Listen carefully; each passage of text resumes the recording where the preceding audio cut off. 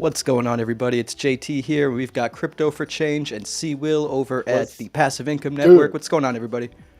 Hey, how's it going? It's going good. What's going on?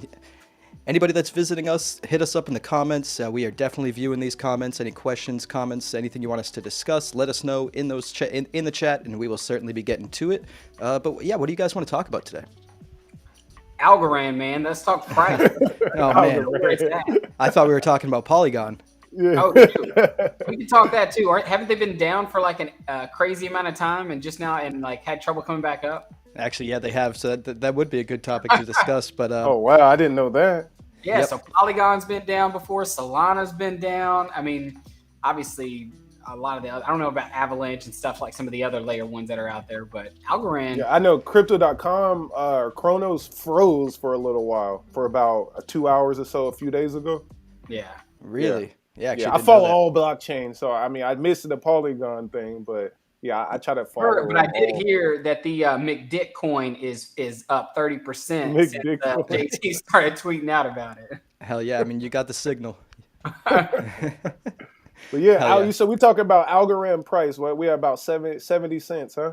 Yeah, a little less than I've been doing $5 a lot billion of polls market on cap. Twitter lately, just kind of going over, seeing what people think about, where it's sitting now, where it was last, almost after the run last year in the summertime. It was sitting around 60 cents, or 67, 68 was the low, and then it kind of sat there for a bit before jumping. I mean, I feel like we're going to bounce soon. I could be very wrong. I actually took a small leverage position. I still have a lot of cash, and I haven't, overextended myself yet, but I've definitely taken a little leverage position every time it gets close to 70 cents because I'm expecting a pop if we can get So one. you talking about leverage as in you trying to go long? Yeah, on Algorand using AlgoFi. Okay, yeah. I'm so long on AlgoFi right now. Yeah. So You're not definitely waiting to see if it tests 67. You're just going along now. I'm long, bro, because I don't care how long I gotta wait. Once Algo hit $2.50, $3, and then my plan worked well. Okay. So yeah, I'm long a lot of Algos right now. I was watching this one guy's video too, and he was saying, because I did a video a couple days ago. How many Algos do you need to retire a million, or not retirement, to be a millionaire by 2025, 2030?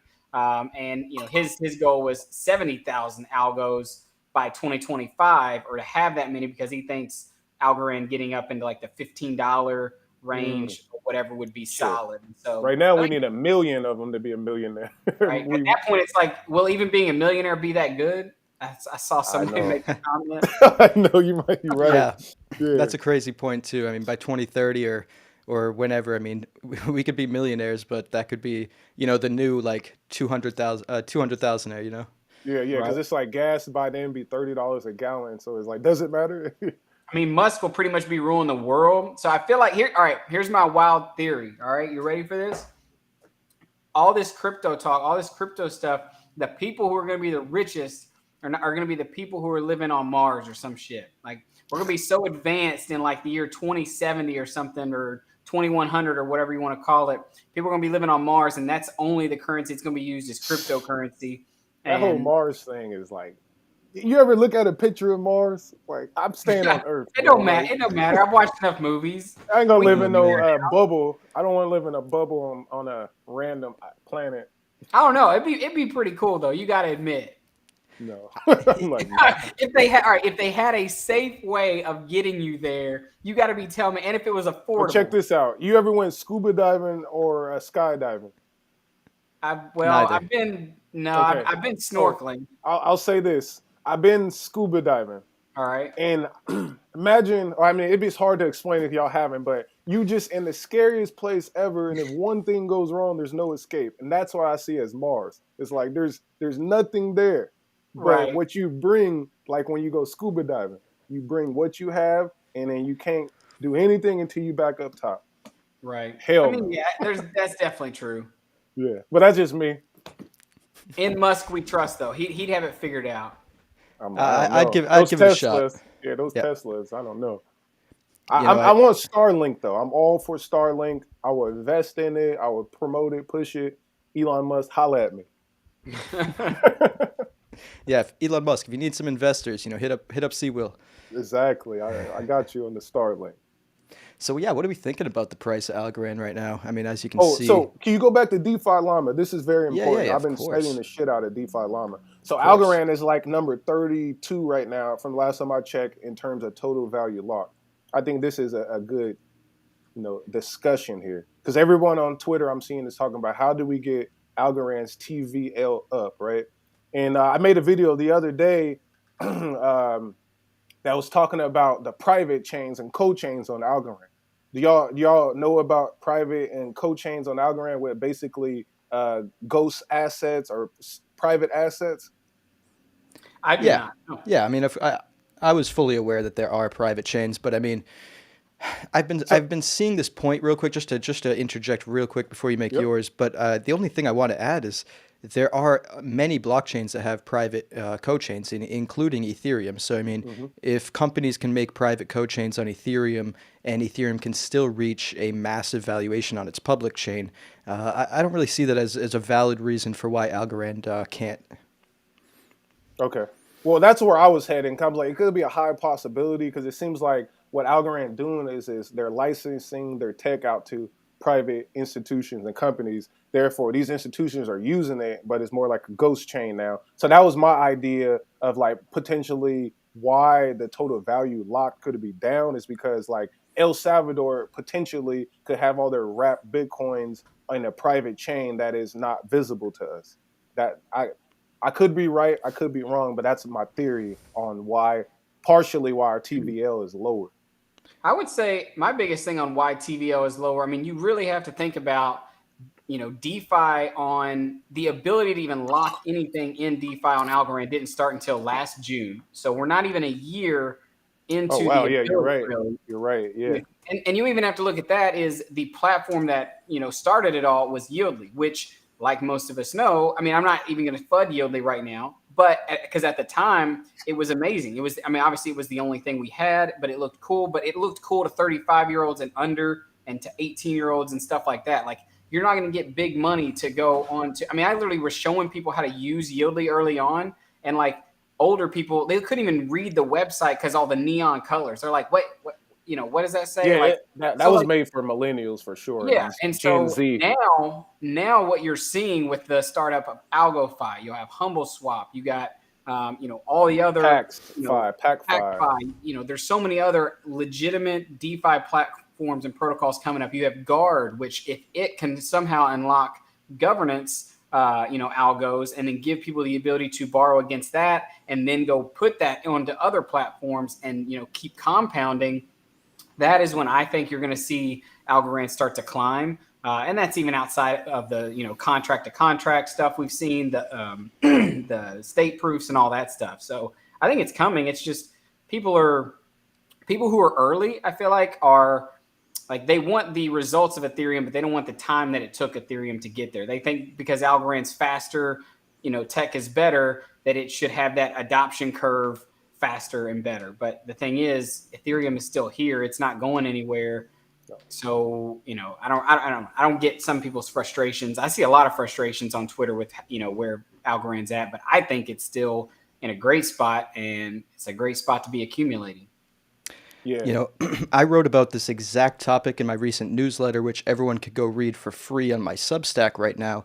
Uh, yeah, and I discuss how the TVL is actually probably one of the most important metrics, and I obviously, let's see, wrote right here Let's that. make that screen bigger. All right, let's see, make it a little bigger. Let's see, and let's see. Boom. Thank you. All right, so I wrote that Algorand's market cap TVL ratio is 46.4, and the closer to zero you are, the more undervalued you are. The further away from zero, the more overvalued you are. And for reference, Ethereum has a ratio of 2.3, and Terra Luna has a ratio of 1.3. So by this metric, those smart contract platforms are seen pretty close to undervalued, whereas Algorand is seen more as overvalued. And a lot of that has to do with the TVL ratio. And that is basically dividing the market cap by the TVL to get that ratio. And I discussed all of the I discussed pretty much everything you guys mentioned as to, why it's important, what the issues were that, prevented the TVL from getting to the point that it's at today and what's holding it back and how that's all changing. And I think part of the discussion that is often forgotten about is the fact that Algorand is a non-EVM based chain. So uh, most of the chains in the top 10 are EVM compatible chains, which means, I mean, pretty much besides like Solana, all of these can port applications right from Ethereum, pretty much copy paste the source code and port it right over to their app. So that creates this situation where they can port over liquidity super fast, where Algorand can't do that. And the other thing is Algorand has a language called Teal, which most people don't use in this space. So you have this learning curve where you have this brand new virtual machine that no one's used before. You have a contract language that no one's really used before. And then you have other issues such as, as you mentioned, governance, a bunch of tokens locked in governance. But I do think that a lot of that's changing, partially because, as you had mentioned before, we have compatibility coming with Milk Amida. We have state proofs coming, which will help to port a lot of this liquidity over. We have a lot of things that are just taking a little bit longer because of the learning curves of the virtual machine and the coding language, which I think Reach is doing a great job helping. And they just, I think, passed 5,000 different developers working on Reach. And from what I'm told, a lot of them are building on Algorand, because I know Reach is a blockchain agnostic thing, but a lot of the woes that we have in the space are completely changing, and it is really, really exciting to see. And I do agree, with what David said. Once AlgoGuard and I think Wrapped Algorand come on board, and we can unlock some of this governance liquidity, it's going to be a game changer.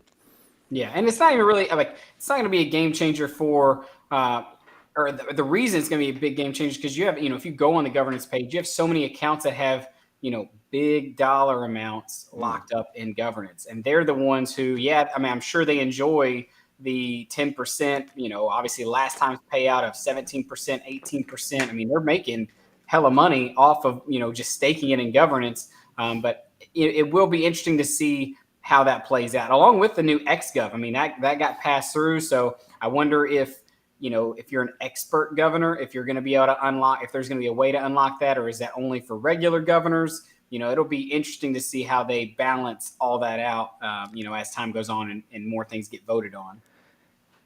Yeah, there were a lot of big things that a lot of applications are kind of waiting on. One of those being a launchpad and the other one being an Oracle. I personally know of many applications that are waiting for these two products to be able to launch their project. And both of those are in the works. I mean, there's a lot of things that's just in the pipeline, whether it's waiting for audits or waiting for an Oracle or a launchpad. So I think 2022 is going to be a huge year, at least for the ecosystem. If we're still in a bear market, it might not be too reflective in the price, but the ecosystem itself is going to expand substantially. And by the time the next bear market comes around, Algorand will be seen as a much more lucrative option and exciting option, because this past bull market, we saw the future potential in it, but there wasn't much going on for the ecosystem at the moment. It really had almost nothing going on, at least during the start of the last bull market. Where the next bull market, whenever that hits, we already have a lot more going on now, and I don't think this bear market's going to end over the next month or two. So by the time it does, I think Algorand is going to have an ecosystem that is a lot more attractive to investors. Yeah, I can agree with that for sure, because we, like David brought up too, when we, I don't know what, 6 months ago, we didn't have all these DeFis that we do have. And then the next 6 months, we'll triple, double that. I want to compare it to Solana, or excuse me, Luna right now, because Luna, hit an all-time high a few days ago.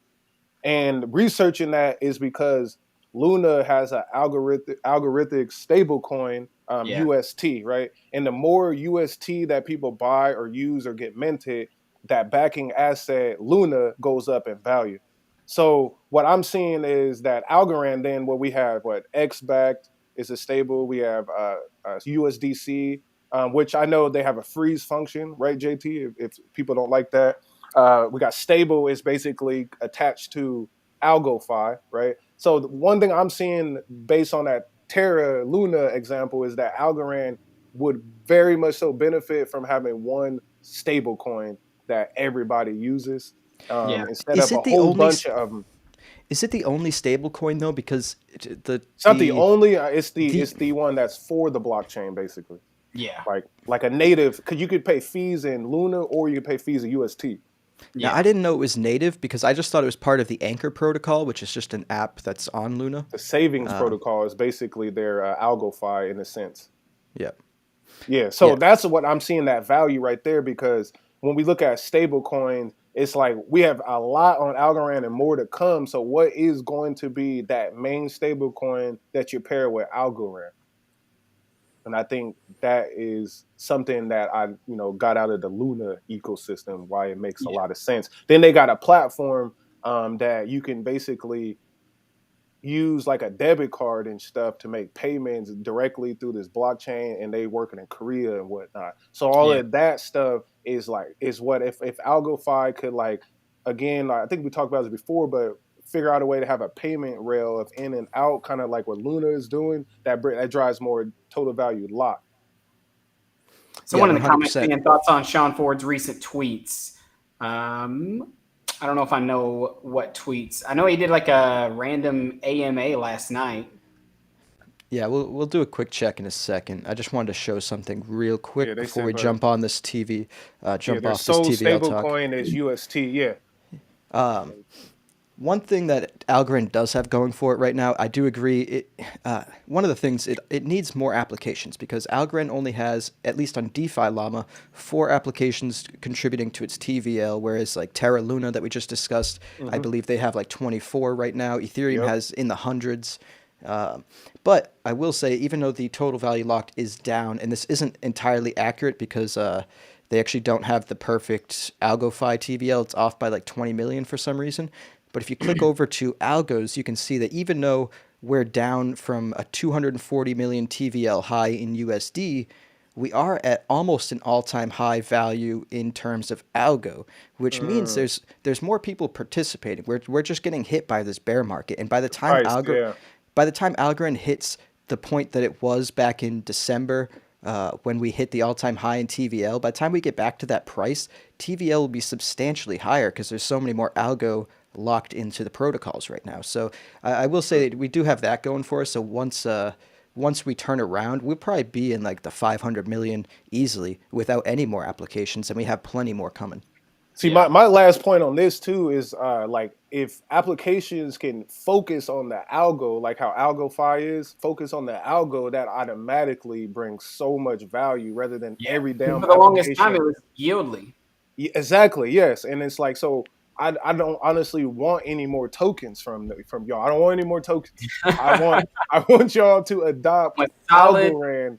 Yes, and farming projects. exactly, adopt Algorand better. And I'm like, damn, if you want to do all this, governance, just use NFTs or something. Because I hate having so many tokens that are So you're that saying you're useless. not going to ape into Yesp when it launches? Hell no, no, I'm not. I wanted to, but I just can't do it. Right. So what tokens are you watching? So honestly though, Opolis has been wrecked. I'm still watching Opolis based on that. I like the industry it's in. I'm only, like I said, I'm hyper focused on Algorand, and I like a stable coin, you know. And Right. I hear usually you. I'd be like I was trying to, like, we talked in private chat. I like Udly in terms of DeFi education. It's a platform I use to educate people on how to use this stuff. And that's why, again, I love Algorand, because I can make 25 transactions and not spend one whole dollar. And I think that's useful. And Yeah. the yields on Udly isn't bad, though that some of those coins, are shit coins. But if you have the right strategy of swapping your rewards, I still think that's okay. My Yeah, opinion. I agree. Yeah, I hear you. I mean, I have no interest in almost like most of the coins on on the platform, but when I was participating, I would just swap it all back into either Algorand Exactly. or whatever was making that pile a little bit bigger to increase the Exactly. rewards. Yeah. I will say this: Meerkat 808 said that Yidley had the first mover advantage, and they did. And I think they dropped the ball because they had months, guys. They had months of time to roll out products and really hit the ground running and be the leader, and they didn't. Like they literally Yeah. let other things come in and say they were going to build it, and then they just scrap it off their roadmap and not even Yep. tell the community. And that's the reason why it's waning away. And I know there are still a lot of people who are super bullish on Yieldly, and I still would love Yieldly to turn it around. But honestly, they, in my eyes, there was a lot of red flags like leading up to when I finally let go. And obviously hindsight's always 2020. I wish I would have let go a lot sooner, but Yeah. realistically, first movers don't always win. And I know Seb loves to tote that anytime he's on an AMA or anything like that. But I think that's one of the reasons why Yieldly has fell out of the ASAs that I'm watching. The ASAs I am watching right now, I'm still watching Opulus. I'm not really buying anymore. I've just been letting my, the Opulus I hold earn me more either via Qcoin or on AlgoFi. DeFi is interesting. I don't have any other than maybe like $30 worth of DeFi. And I think it's sitting in the AlgoFi stable smart farming contract. I was actually talking to JT a couple days ago, trying to get some of his insight of when the early investors are going to get theirs and seeing maybe if there's going to be a play there. But I don't know. It seems like a great app, and it seems like at least it has a project that is coming. But it's another one of those things where the token was launched first, and obviously some people are having access to the project, like you and people who are early investors. But for Well, me, they did open it up to pretty much anybody. So if you follow them online, you can actually get a link to test it out yourself as well. okay, so yeah, I definitely need to do that because that's something that has definitely caught my attention, is wanting to make sure that these platforms or these projects actually have a working project before aping into it. But I do think it's at a good price. I mean, it's come all the way down from almost where it started, and so I do think DeFi is another one. And then there's one other uh, token that's launching soon. Zone. What about Zone? Uh, and this sucks because, man, I spent a lot of time early on, like talking with Zone and just with the community, Algo Champ Kev, like, trying to help them and and get people, to know what they're going to be bringing to this system. But to me, if you're in their Discord or, I'm in one of their other, communication channels where it's not all the public. It's just some people who help run the community and moderate and stuff.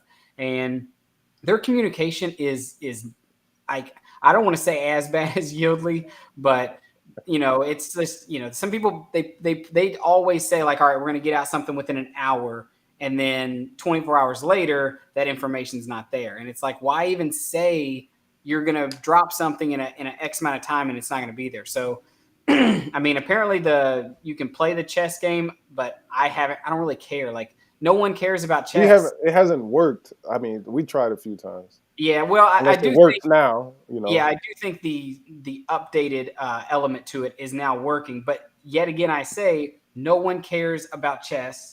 Like, I'm just gonna, that's obvious. Nobody cares about staking coins that don't do shit. Like, Yep. Yeah. you found that out. So it's like, and they couldn't even get the staking stuff out, fast, which I will say, and this is not to knock on Yieldly, but I heard that it was because Yieldly wanted a lot of money. Like, they're, hearing stuff through that, they wanted this to before they would stake it. So that's why it took Zone maybe longer than normal and that's why Zone is partnering with AlgoFi and I think Algo Stake, right? Are they with Algo Stake? I'm not sure. Yeah. Yeah. So it's just, it's a confusing ecosystem when you have stuff like that going on. So I still think that if they can get a launch pad like they initially were, one of the Yeah. things on the roadmap, I think that'll be cool. And if they can actually integrate some of the bigger name games, but I don't know. What they did launch an ecosystem website, a little basic site that kind of compiles all Oh, the Algorand? project. Yeah. Yeah. It's a ecosystem.algorand or something like that. It was on the AlgoFi site as well as a link. But Yeah. the site, of course, is new, so it should be updated more and things of that nature. But yeah, it's like we said with the tokens. It's like a lot of people are finding out that you need the product and not a token first, and it is like a backwards thing to drop a token before you have a product. So it's Yeah. like you said, what are we even building an economy around if there is no product? Right. And obviously, a Um, lot of these ASAs are falling just because they're launching in a bear market. I mean, they're not launching when everybody is gung ho and ready to just flood into brand new projects and not even do their due diligence. Like right now, yeah, like Algorand is in like super heightened senses mode because there have been rug pulls not only in ASAs but also in NFTs, and that's a huge part of especially the crypto Twitter for Algorand. I mean, most of crypto Twitter is NFTs, NFTs. Yeah, communities and stuff like that. I mean, you just had the big turnover from Akita and that whole community, and that one bled out a little bit. Obviously, then it popped back up some, but I think you're just seeing a lot of people who made a lot of money early on with Algorand's DeFi boom, because there was a small DeFi boom. Tons of people made a lot of money, and then we're like, you know what? I'm good. I know I made a roadmap, but I don't really need to follow through with that because I got enough money to now go pursue another venture. And I think you could see stuff like that happen, even with something like Yieldly. Like if Yesp starts to take off for them and they start getting more traction, I would not put it past them to just start to slowly dwindle away Yieldly until it's gone. And then Yesp is the only thing that they're worried about. yeah, 100% agree with you. I can see that happening. Because you got to understand, guys, these people they're devs. They're people like us. They just know how to create D apps. Well, I will say this: they're not devs. They hire devs, right? Well, some These of them are. most of them, a lot of them are entrepreneurs who hire devs, and these projects or these tokens. Again, what we talked about. That's why I like Lee Parsons again, though he be talking crazy, but he has a business beyond crypto, right? In terms of like he built a music business. Now he's doing that on crypto. And that's a lot of these guys we mentioned before, like they never built anything. They just now have a crypto project, which is a sign that they might or may not be a good entrepreneur. And that's what it takes. A good development team is, on the back end.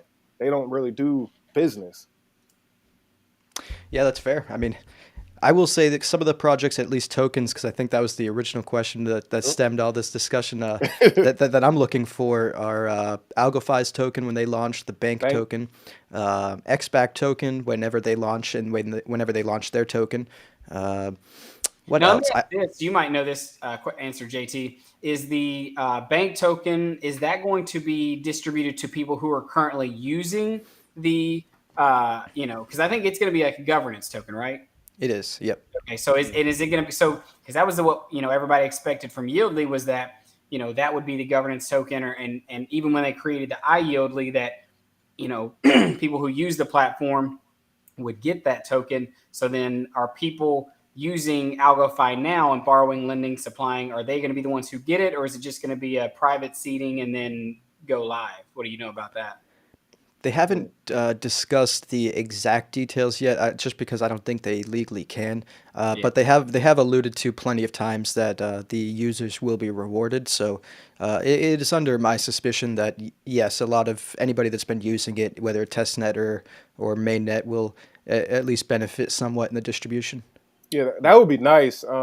That's a big thing with like the Cosmos ecosystem that they do is when they launch, they reward people who's already supporting the ecosystem. And Yeah. if the Algorand community could do more of that, I think more people would want to invest because it's Right. like And you I think invest it in. should be like that. You have all these Yeah, obviously these venture capitalists that got tons of money and just, they literally could just go around and put $50,000 in each and every little seed round. And then if one of them hits, all they need is one of them to hit, and they've made their money 10 times over. And it's like, yet they're not the ones like, using the platform. That's why, like, when we were deciphering, everybody Googles around like Scaramucci, and everybody loves when he talks about Algorand on like, the big, on the big CNBC and screen all on that.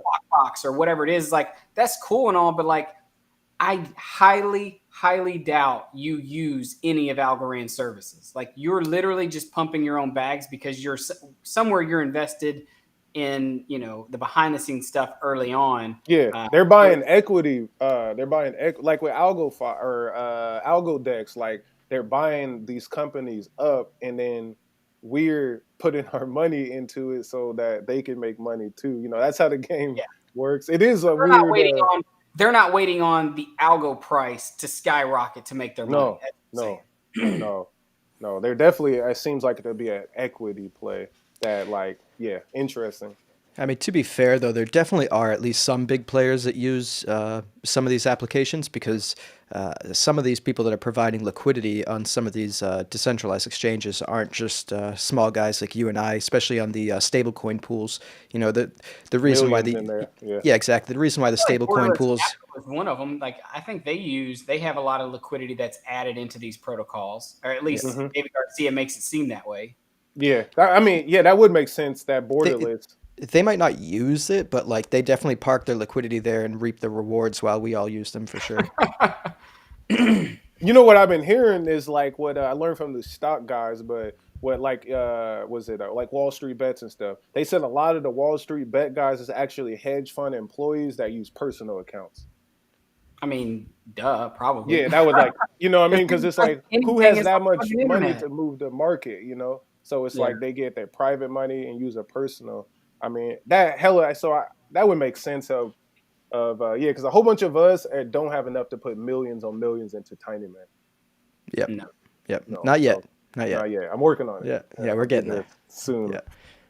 Hey, So let's how y'all feeling about Tiny Man still? Ever since I the You last, use it? I feel yeah. pretty good. I mean, I will say I'm pretty much solely on AlgoFi now just because I know, me too. I'm all it, AlgoFi it for is tough everything. though. We'll get to these questions in a sec. I wanted to get to those, but I will say there are occasionally sometimes a token where I need to trade it on Tiny Man because it still has better liquidity.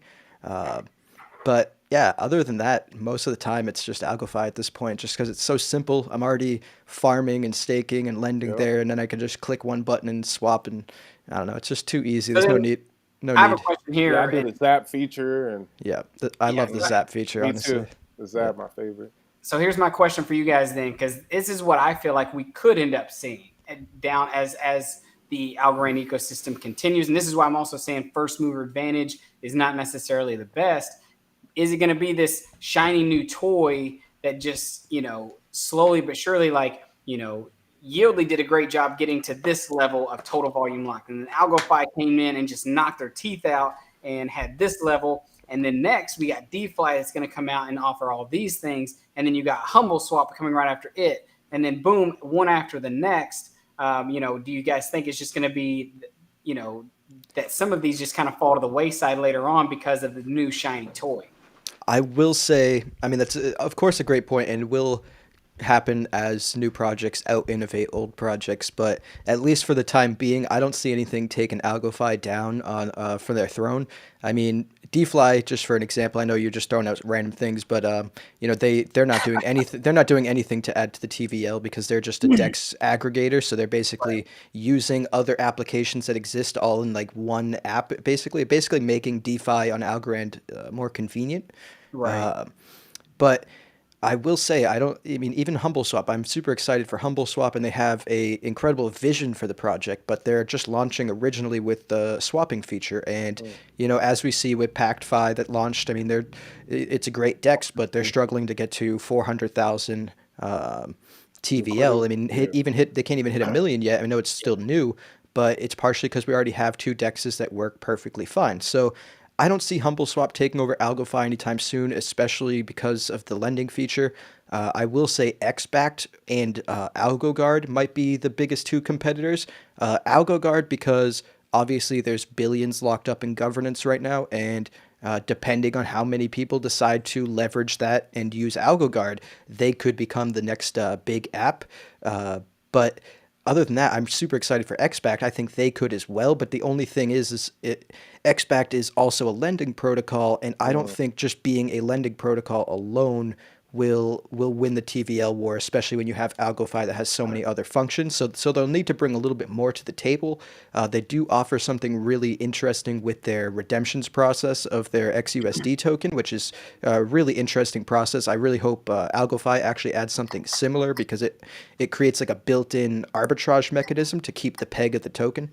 Is it kind of like how Terra and Luna does it? Have you watched like how Terra and Luna does their? No, they do like a burning thing, but basically, there's like an incentive to redeem your XUSD because the XUSD is always backed by like $1 of collateral. So if your XUSD token is for some reason trading for 95 cents, you can just go redeem it for $1 worth of collateral, which like creates this arbitrage process where people are now buying up XUSD token at 95 cents, which brings the price back up to about $1 because you're incentivizing redemptions to pretty much get that peg back up, which is a really interesting incentive there instead of just doing it through the liquidity pools.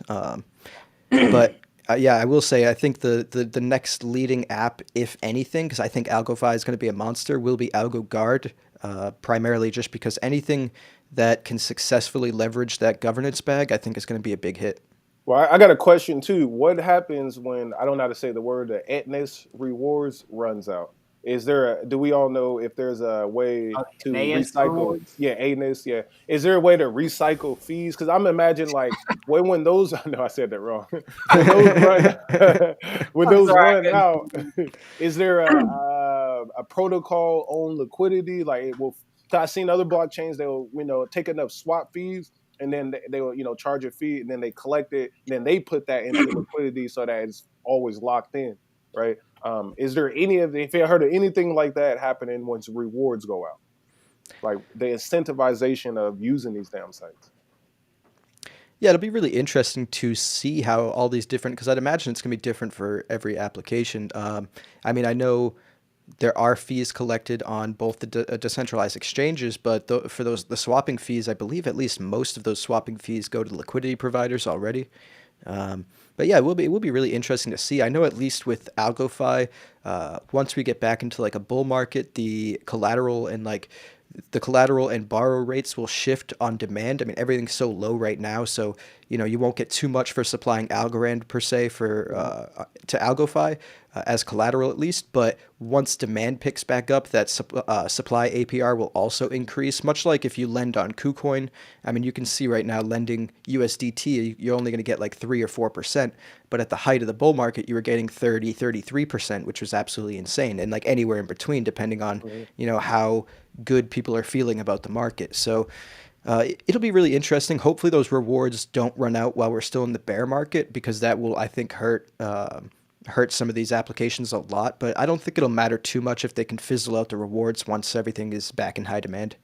And this, guys, is where I think, and even with my pinned tweet, that we are not in crypto winter, elongated bear market. We're about to flip come the end of March, maybe beginning of April, and you're going to see Bitcoin make a new all-time high sometime in July, maybe August of this year, and then you will see the big 60% correction and more FUD and stuff going into 2023. And then obviously you'll have the next Bitcoin halving is what will be the next catalyst to push everything, for then everybody will be talking Bitcoin to 500K, a So million. 2024 bull run, is that what you're kind of saying? Yeah, I don't think I don't hear like I could be totally wrong. Obviously, take my words at it, for what they are, but I can't see all of 2022 being down or sideways. Like it's just, I mean, and maybe this is just me being new into the market, but I just can't see it being that way for the entirety. I see a sharp drop at some point soon where we're going to test some level of support, whether that be Bitcoin dropping to something crazy like 25K. I don't know what it is, but I think that could very likely happen soon, within the next couple months, with the trend we've been seeing. And when it bounces off of that, I think you're going to see a lot of pressure to go send that thing to the roof, and then you're going to see everybody aping in. FUD might clear away for whatever purposes. I don't know. I mean, it could be tied around an election or something. Who knows? As far as trying to keep Or World War III, huh? Yeah, I know everybody's got fear right now, but Yeah. I don't know. There's still part of me that thinks 2022 is not done with Bitcoin running to new all-time highs. And like I said, could be very wrong. We could be in a bear market for the next year. I mean, and then start the next Bitcoin halving and then run up. But that's just my thoughts. Yeah, I mean, and JT's gonna bring us all back to ground. Yeah, I'm gonna be the potential bear in this situation. here's the Bitcoin chart, and this little indicator on the bottom right here, these two, the blue and orange line, this is the moving average, convergence, divergence, and when they cross, it usually indicates a reversal. Bold This is look away. this is on the monthly, so of course monthly indicators do lag a little bit, but as you can see, we crossed right here on January 1st, which indicates a bearish reversal. And if you go back in history, you can really see the last clear time we broke was, sorry, my mouse is actually dying. I'm going to use this real quick. We broke right here on July 1st of 2018, which signaled, a good 8 or 9 more months of a bear trend for the end of that market. I mean, we did cross right here in December 1st of 2019, and we went down from like 7,000 down to like 4,000, so a good 60% drop there as well. So I'm not. Here's the one thing why you got that chart up, because I'm not a charter, and you can help me. You can even help me learn. Maybe some of the viewers here learn. Sure. One thing I would go scroll down to the bottom of it so you can see, or like zoom it into where you can see the depth of those bars at the bottom, because I'm guessing that's volume, correct? These ones right at the bottom of this right here, yeah. No. The bottom down below, lower than that. Yeah, down there. What are those bars representing? Yeah, to some degree, this is volume. Okay, so like the depth of, because obviously right before this run, you see it's not, those bars didn't go super deep, but the depth of the bars on the 2018 run are almost about the same depth as the ones you're seeing now. And what I'm thinking is like, we've had the negative, market moving ever since really the November, December of 2021. And it's been, you've had that bear market for a while. But what I'm thinking is what if it's a shorter condensed drop where it's going to be a couple months of just bad bleeding like we're seeing, followed by a quick recovery and bounce back. Each bear seems to get shorter. Yes, but I would say not really, because I don't really consider this one right here too much, because most of it really was an uptrend until COVID, which I think was an anomaly. So if you count, the But we have the potential catalysts, which are anomalies right now, which is World War III. Yeah. I mean, you have so just by many prices. now. I think it's going to drive up, because when we look at donations to Ukraine and whatnot, and Russians getting their accounts cut off. To some degree, I mean, I will say yes. The accounts getting cut off is a perfect kind of advertisement for crypto. But also, I will say to your first point, to donations for some degree could actually be a down pressure type of scenario, because you're donating these crypto, and more often than not they're selling them for whatever currency they need to buy their goods. So a lot of donations could actually create a lot of sell pressure, which I support donations. I just wouldn't put that up there as one of my bullish causes for crypto. Yeah. So but basically they need to donate USDC. Right? Yes, exactly. Donate USDC. But you said what, David? I was just saying, like that area of the chart right there where you see that big candle wick down for 20. I'm guessing that's COVID, and the world economy shutting down COVID, right there. Yeah. Right here, yeah. That is more or less what I'm thinking could happen right here coming in the next few months, is we get some dramatic news, something crazy happens on the political, global, world economic scale that just throws everything into a frenzy. Tech, commodities, are all haywire. And then you see a fast recovery when, things start implementing, or maybe crypto is seen in that good light. Like if, something crazier happens with, the financial infrastructure. I don't really know what it would be, but that would be maybe my thoughts as we see a quick wick down. But it's one like we saw in COVID that is recovered fairly fast, and is not something that has to take 8-9 months to, recover from. Or go through, I guess you would say. I will say this. I mean, at least on the weekly, there are some good signs. I mean, sorry, my mouse is dying. It's such a fucking pain in the ass. But let's see. As you can see here, we are still on a macro uptrend. So we have a higher low and a higher low here, which is pretty great. I'm just hearing an echo now, but that's all right. So that's a good sign. I do predict that Bitcoin will have a pump soon. But I do have a sneaking suspicion it's going to get rejected right here on this on this moving average around $47,000. So I think we're going to see a pump probably from 40,000 to about 47, maybe slightly above it to give people the illusion that we're regaining that as support. But I do think we're going to get rejected around that point. I do hope Yeah, to no, be wrong. yeah, and I still think that's very true. It's gonna play out. Like I'm not suspecting this bull run if it were to start until possibly May to June would maybe be the kickstart of it, and then you would see it take all the way through July. But I don't know. I just haven't bought into the notion. And like I said, this could be me shooting myself. I mean, I've longed Algo already a little bit. I'm ready to long it more, but It's your honestly, bias. That's what it is. yeah, Yeah. at this point, I'd love to see Algorand just nuke to like 50 cents. Yes. Just so then I can fully long it and almost do what Sewell said earlier, just like set it and forget it, and whatever That's what I'm happens, on. happens. JT don't like marriage.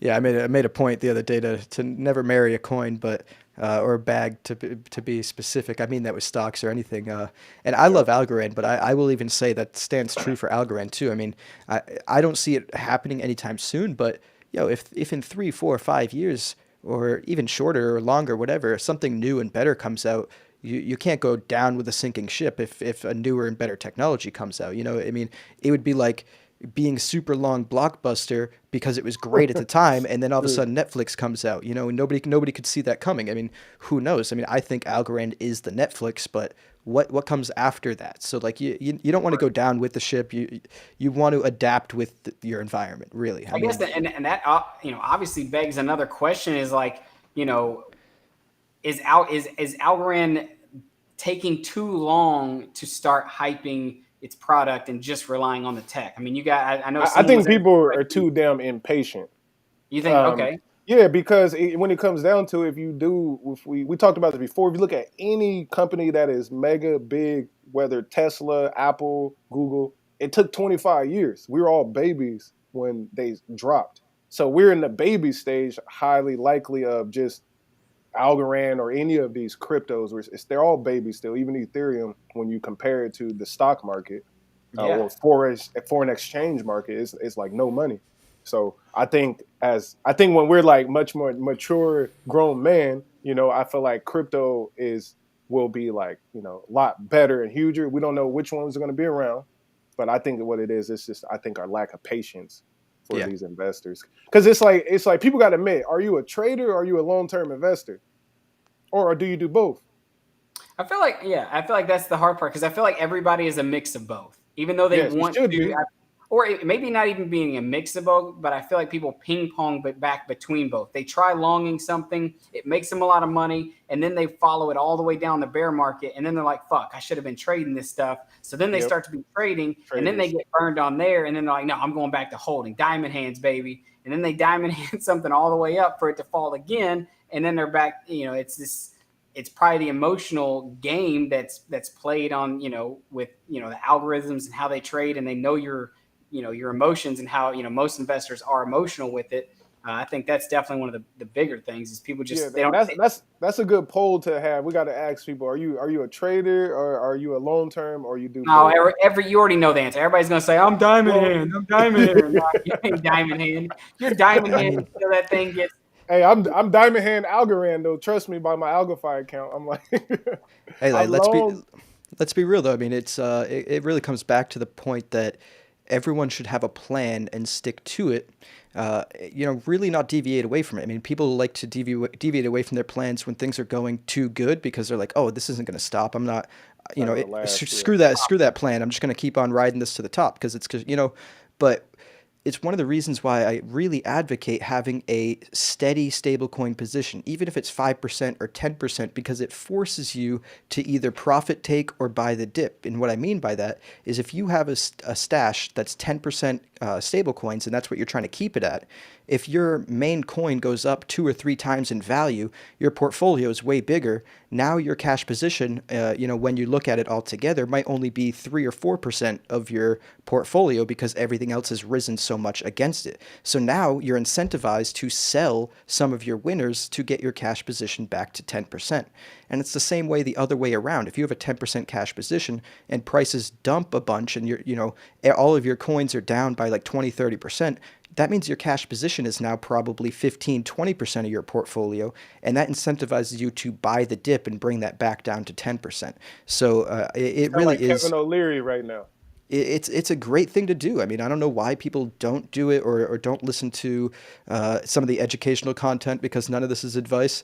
But Yeah, yeah, yeah. I mean, It is like a rule I found for myself too, especially learning with Opolis and a few other things that I've been involved with. If you yeah, got any bag that 2-3x, you have to take some. Period. Like yeah. no matter what the hell it is, because 2 to 3x is not normal. If it 10x, you better take it. Um, because it's not normal to get something that fast. Because Hey, it's let's just remember, nobody went broke by taking profit. Let's facts. all take a moment of silence for the bags. David I got a still question. holding I got a for question too. Optimus. All right, for y'all, how far do you go when it comes to taking profit? Like, do you go from coin to stable coin, or do you literally put cash into your bank account? uh, uh, It depends on the situation. I very rarely cash out unless I really need to. And by cash out, I mean cash out all the way to a bank account. Yep. Um, but I also profit take differently depending on the token too. Like if I got into a token that I only wanted to get into for a trade, I just wanted to make some money, then I'll probably get out with most of it or all of it depending on what it did.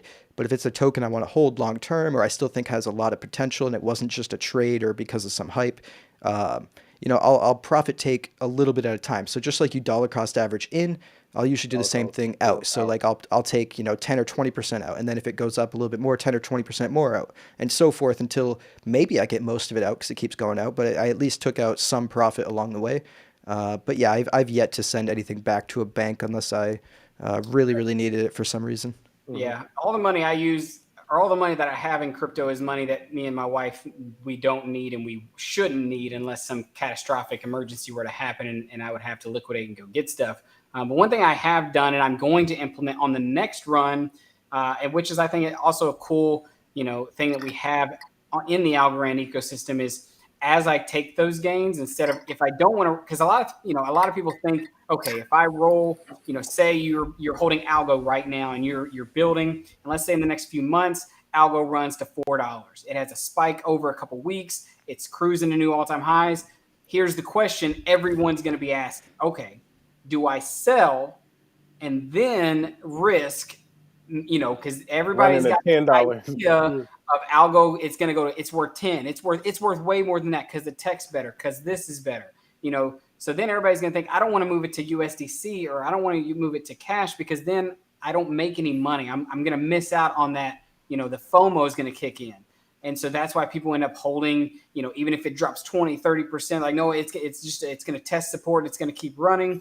What I think I'm going to do to still keep myself invested in something that's still going to earn me something is move the profits into properties on Lofty AI. Now, this is just my strategy. But as I take gains, and not all of them, like I'm still going to have a stable coin position, but I am going to move some of those gains into like for, say it's going to, after it hits its high, say it trades down and sideways for the next 8 months. Well, if you put it in Lofty AI, that money that you make, say you make 10, 15, $20,000 and you put some of that into properties, the amount of money you make on rent daily not only will buy you more tokens during that whole time and more properties, but then when you're ready to sell and say you think Algorand's at a juicy level or whatever crypto you're buying, then you can sell those properties back, get your money and probably some appreciation in the property value, and then you rinse and repeat.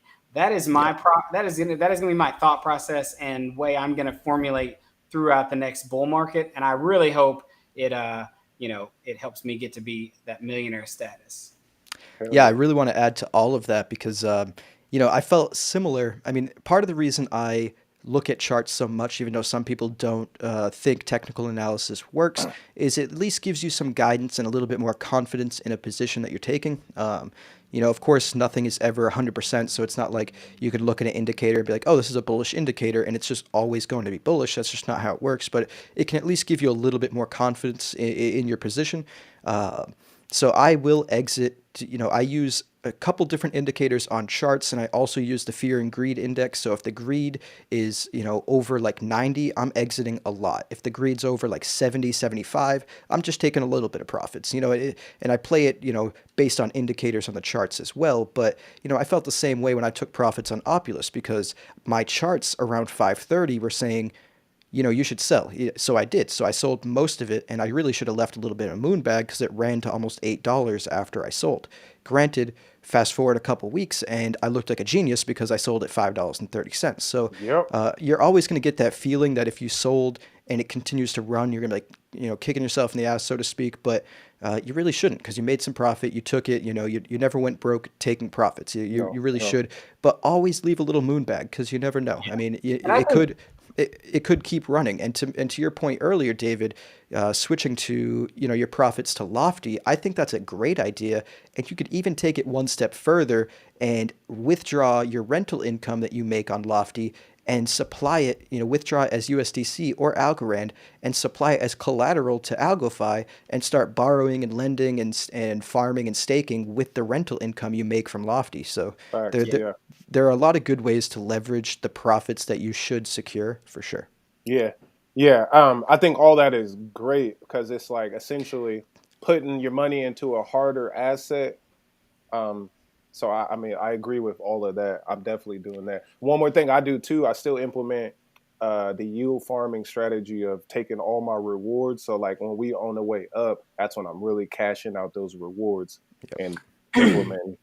one question I have posed to you guys, and this is something just with the new talk about the Falcon keys. I've been trying to do some research, the quantum proof Falcon keys that Algorand has, and how this is going to help its security. And so, do either of you guys, or does anybody in the comments know, like, because I've heard people saying that like these quantum computers or whatever how smart these computers are would somehow be able to infiltrate and figure out the 25 word private keys and figure that stuff out. Now, is that just saying for like smart contracts and unlocking like things in a smart contract, or is that saying that like if you have your private keys held in your browser on your computer and all these with the way this stuff is, that someone or some supercomputer, I don't even know what this stuff is, could somehow hack into wallets that are maybe not full cold storage? And I've read a few articles going over the security of this quantum, Falcon key stuff, and it just makes me start to wonder how safe are wallets like my Algo or the Para wallet with and stuff like that. What's your all's Well, thoughts? If you have shit. any. One of us need to get Rand Labs on the call then, because that's a great question. I actually made a video a long time ago before Algorand even got Chris. I think actually they just got Chris Picard on the team, but long before they started talking about this exact discussion. And this video was titled "Quantum Computers Stealing Crypto: The Quantum Threat to Blockchain." I made that in July of 2021, and Okay. it does discuss this exact issue. I mean, it was a pretty lesser viewed topic because nobody really understood it, I think. But it is an issue. It would be a lesser viewed topic until it happens, and then Yeah. everybody's going to be searching and finding that video. No, Facts. well, to be fair too, it was like the first 2 months when I was making videos, so the quality's not that great. But Yeah.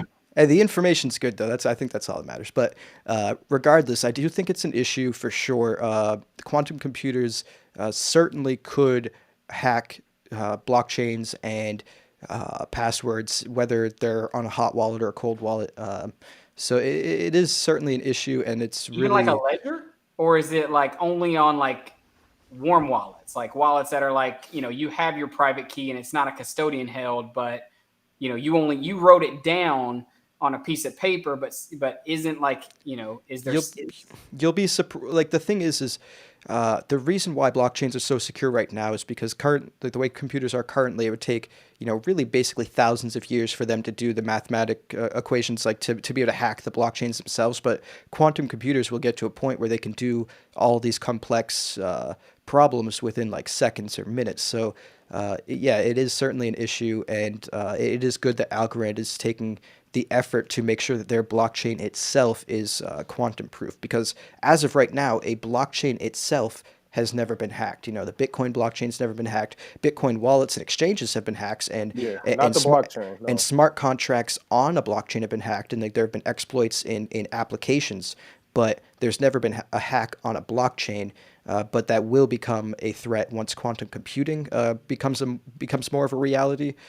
Some people think it's a bigger threat than others, How but far are we away from stuff like that, do you think? Like time horizon? probably like 10, 15 Yeah, I would years say maybe. 10 years. I read this. Yeah. I watched this long YouTube video that talked about all the new technologies coming out. Yeah. He talking about This is shit smart, I watch at like 10 like o'clock. So y'all got to send me some yeah, links to I videos. will. They got some like smart cement now, and like all kind of things that are coming out where it's like the algae inside the cement, if it cracks, it will regrow to fill the hole. I'm talking about all kind of shit like that.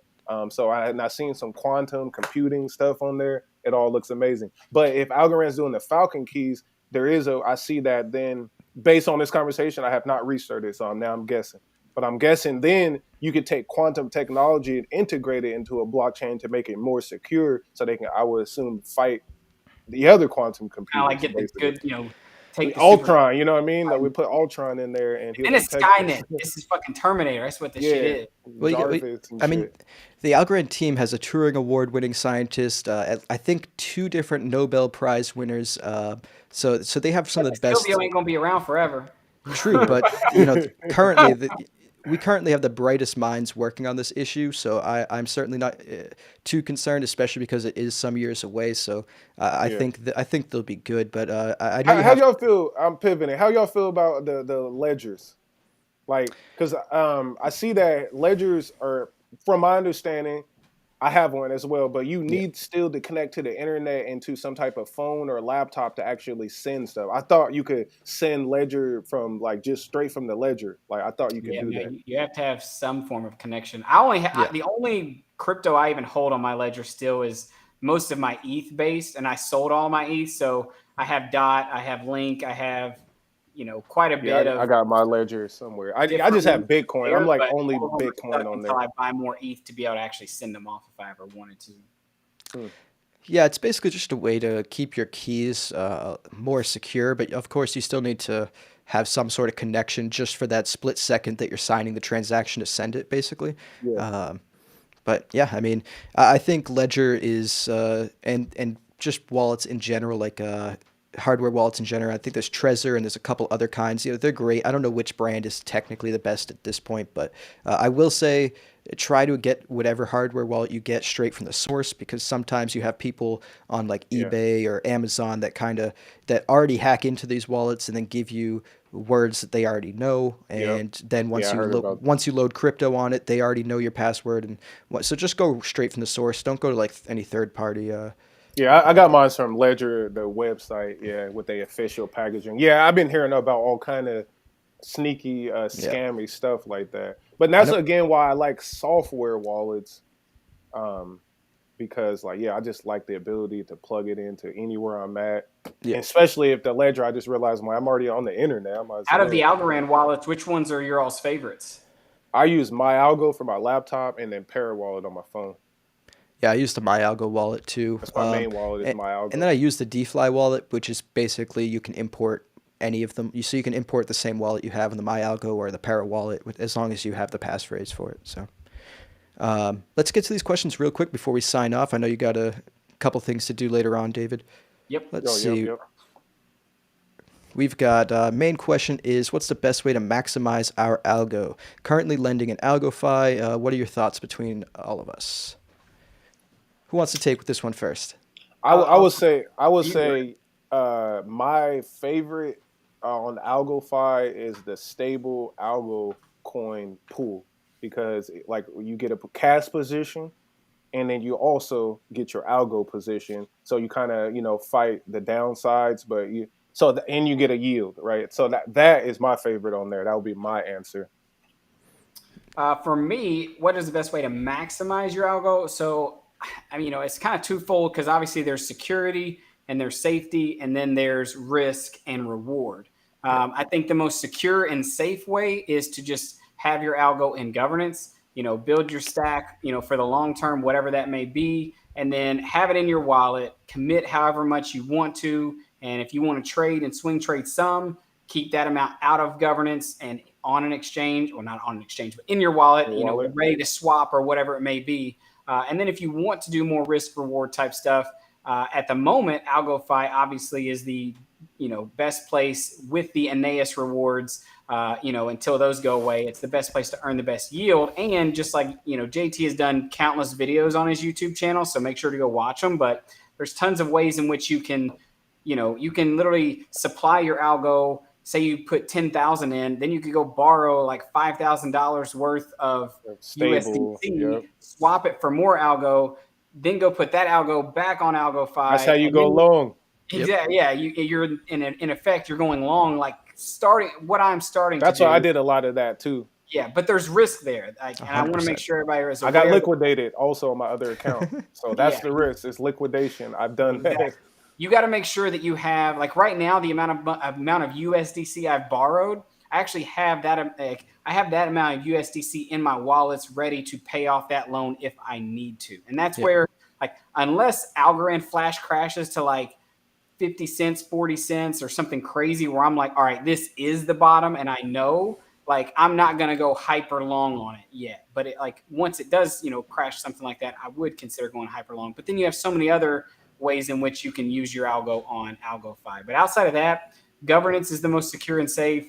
AlgoFi is the most, best risk, best reward. Yep. I mean, that's exactly what my answer was going to be. So let's move on to this next one.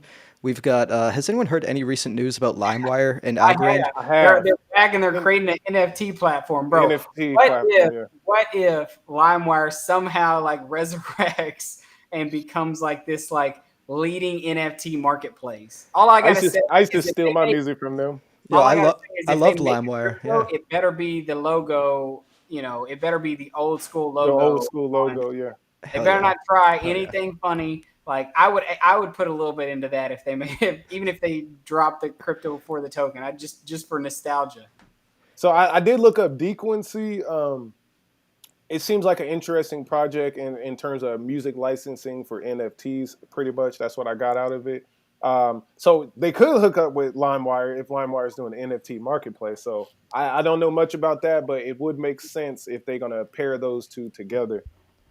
Yeah, it would be. So they're making their NFT marketplace on Algorand. I saw that they were coming back, but I haven't had time to do the research. I don't know which market. I don't know if it was on Algorand or not. AlgoFi just released a tweet that said, "Heads up, AlgoFi will be launching NanoSwap next week on March 18th." What the hell does that mean? It says users will be able to swap stable coins, stable USDC and USDT with minimal price impact and ultra low fees. So it's basically trying to be the cheapest way to go between stable coins, because like certain protocols and certain price impacts, you still have a good amount of difference sometimes when you're switching between one stable coin and another, especially if you're doing it at large quantities. So stable. The USDC I noticed is off. Yeah. Okay. Well, sorry, just want to throw that out there. I saw it. No, that's exciting. Let's see. Do we know the full tokenomics of Algorand, circulation, etc.? Yeah, I mean, that information is certainly available out there right now. I mean, we're not going to dive too deep into it because it's probably a pretty complex topic, but we're at about 67 or 68% circulating supply last I checked, which is pretty good. That leaves only 32% or whatever. 3 billion, basically 3 billion coins. That's over the next 8 years. Over the next 8 years, 8 years, yeah. So 2030, all coins will be out in circulation. So yeah, we got 8 years to get 30% out, essentially. Yeah, which isn't. I still feel like during this 8 years, some type of governance vote is going to come up that's going to attack or try to fix or make better the tokenomics that Algorand has. My thoughts. Well, the thing is, how can we make it better if it's already 10 billion? And once it's out, that's it. Yeah, the only thing you could do is just adjust the release rate of the tokens between now and then. You could maybe even extend it to 2035 to lessen the inflation between now and then.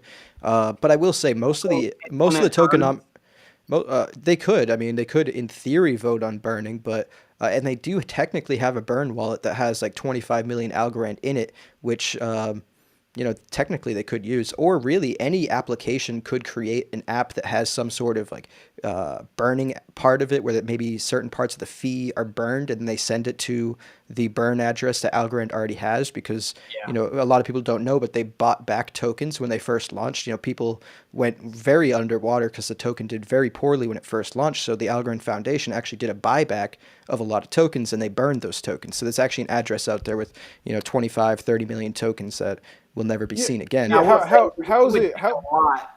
It would take a lot of burn to actually really affect the price of. Yeah, and I don't think they're going to do any burning, but How would you burn on Algorand? Because burning essentially has to delete the tokens. well, most blockchains are like this too, where you actually uh, aren't really deleting the tokens. You're just sending it to a dead address that like nobody can Nobody access, has the basically. keys to. Yeah. Yeah.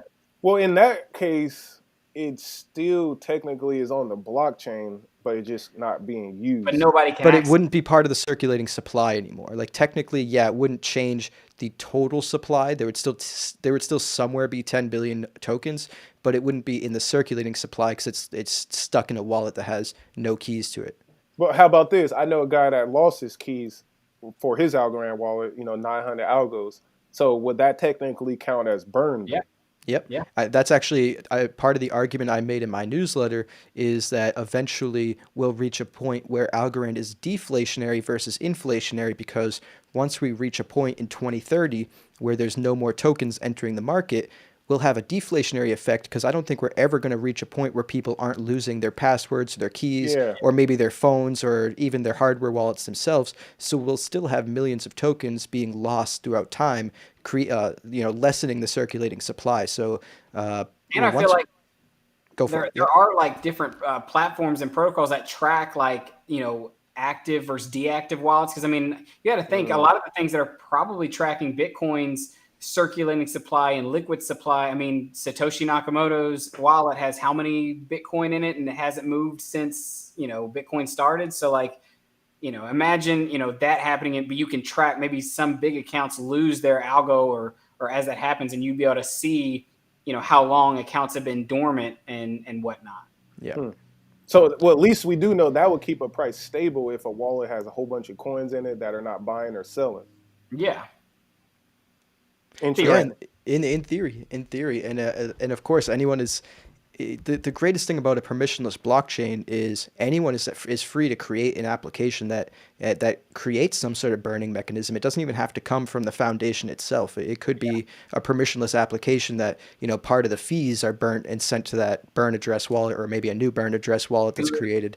Yeah, you could literally call it the deflationary algo, DApp or something. Just be like, send algos here. Yeah, No, burn them. Help us burn more Throw your algos. money away. I don't think people would do it just like that, but I could see like something You that's get a cool actually NFT. see get something cool that's actually NFT. useful, where like Tiny Man, for instance, there's two different sets of fees. There's one set of fees that goes into the Tiny Man treasury, and then there's one set of fees that goes to the liquidity providers. They collect those fees, and that's what incentivizes liquidity. But what if they gave the fees to liquidity providers, and then the rest of the fees they were just burnt? Yeah. So I mean, any application is free to do something like that, and it would be interesting to see if something like that does spring up. Yeah, proof of work chains though tend to do better with deflationary talk, because that's the whole point of like proof of work is you have them trying to get do the things to get the next block, and then you can burn a certain amount of especially like with Ethereum, you can burn a certain amount of those the gas fees and everything's being sent, and that's that was what they were with the London Bridge or whatever that was. Berlin Fork or something. Yeah. Yeah, so that is a way. It's all interesting. I seen another comment with Damien Brown. Transfer USDC instantly, or do you got to wait? If you're using Coinbase, Damien, you always got to wait. That's my answer. Yeah. Use crypto.com, bro. One of the earlier questions that I think we didn't get to talk to was someone was saying like asking about like the leadership team. Yeah, I know on Coinbase there was at least a point in time where I was able to get instant transfers. I don't know what caused this, or if I did anything in particular, but I don't have access to that anymore. So yeah, I don't either. Anytime you buy something, it takes typically at least like 5 business days for the bank to actually clear it, and then Coinbase to allow you to take the money off the thing. Because I mean, I get it, because what you could do is you could, buy the USDC and get the USDC from Coinbase, take it off their exchange, and then cancel the transaction with your bank and say it was like a fraudulent transaction. Yep. So it is kind of their safety as well to make sure, because I'm sure a lot of people have done that, to be honest. Yeah. And I would still say use crypto.com. It takes 1 day to whitelist your wallet to remove funds. The fees are cheaper on there. And if you do the ACH bank transfer, that takes about 3 days, but 0 fees. Yeah, and get your coins off the exchanges anyway. They're all not that great, but Coinbase is not that great anyway. Coinbase is terrible. Yeah, and if you have to use Coinbase, switch to Coinbase Pro because the fees are like 10 times lower. But I think we can just about wrap it up. What do you think? Yeah. I think we good. I know we don't have time. I got to head out, but I know that the Stripe news was pretty big for Algorand. I don't know if y'all want to keep talking about it, but I will have to head out. But I know a lot of people are talking about that on the news feeds, and if y'all want to bring that up and show it to everybody, y'all can. Yeah, I gotta run too. But let's save Stripe for the next one. Save it for another time. Sounds good to me. I appreciate it. Yes. All right. Well, thanks for coming on the show. Thanks for talking to me and the rest of the Algo fam. I'm sure we all appreciate it. Yep. Tap in on Twitter, and we'll catch y'all next time. Yep. Of course. Yeah. Subscribe to C. Will's YouTube channel, the Passive Income Network. Subscribe to Crypto for Change. And if you haven't for some reason, subscribe to this channel, and we'll catch you in the next one. See you later, everyone.